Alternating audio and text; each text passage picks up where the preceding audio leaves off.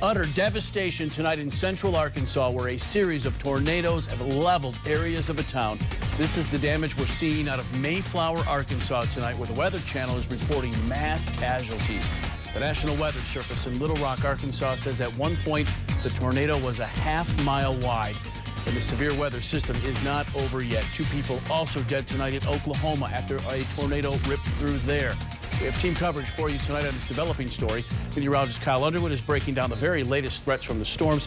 But first, we begin with Heather Walker. She's in the newsroom tonight. Just got off the phone with the National Weather Service. What are they telling you? Yeah, Larry, and we've just learned, I want to break in with this. State officials have confirmed 1 death north Little Rock. 1 person dead north Little Rock because of these tornadoes that went through central Arkansas. Just terrible devastation down there. Take a look at these pictures. I mean, it just breaks your heart looking at these. I've been talking to the National Weather Service as well as our NBC affiliate down in Arkansas, KARK. They tell us that Valonia, one of the towns that was hit 3 years ago. They just built this new school. They haven't even moved in yet, and tornadoes came through and ripped that apart. Entire subdivisions are taken down, people's homes just destroyed. And the tornado was 3/4 of a mile wide. 3/4 of a mile wide. Now, also, we talked to the National Weather Service. They tell us that this tornado that came down 40 miles on the ground, potentially 40 miles on the ground, moving through this area of Valonia, Mayflower, El Paso, Central Hill, basically the western part of Pulaski County and White County.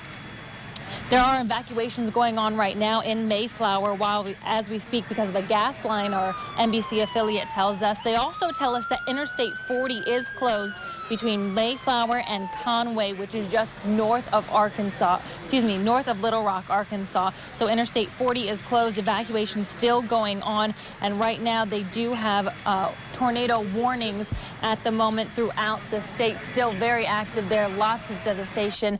And if you do have loved ones there, it may be hard to get a hold of them right now. We are told that cell towers are down, so it's hard to get communication. That's why it's been hard to confirm the fatalities and if anyone's injured, because communication is very weak right now. So we will continue to monitor this and bring you all of the latest. Larry.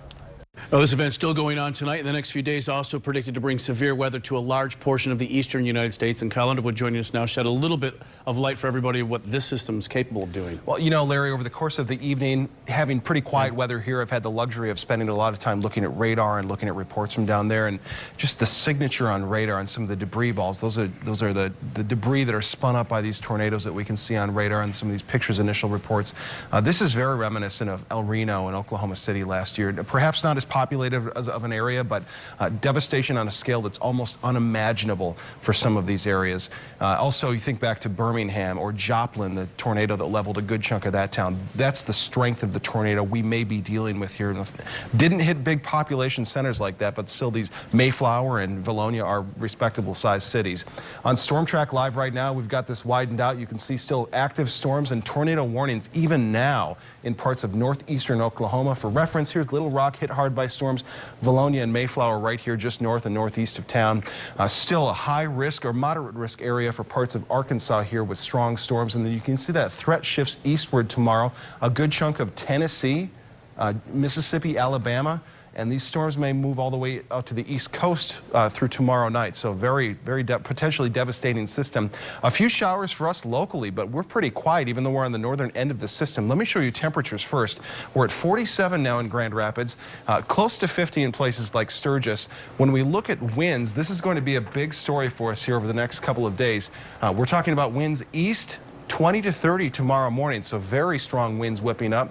A few showers possible here overnight tonight, and you can see tomorrow morning, daybreak planner forecast.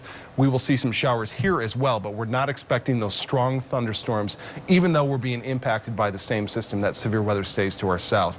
Temperature forecast, a little disheartening here. We do hit 70 on Tuesday. With that warmth and the moisture, we could see some stronger storms coming up on Tuesday, but then temps take a nosedive as we kick off the month of May later this week with highs only in the 50s. Exceptionally cool weather for us for this time of year. The full 8-day forecast includes a lot of rain in addition to that cool weather, and I'll show that to you coming up in a few minutes, Larry.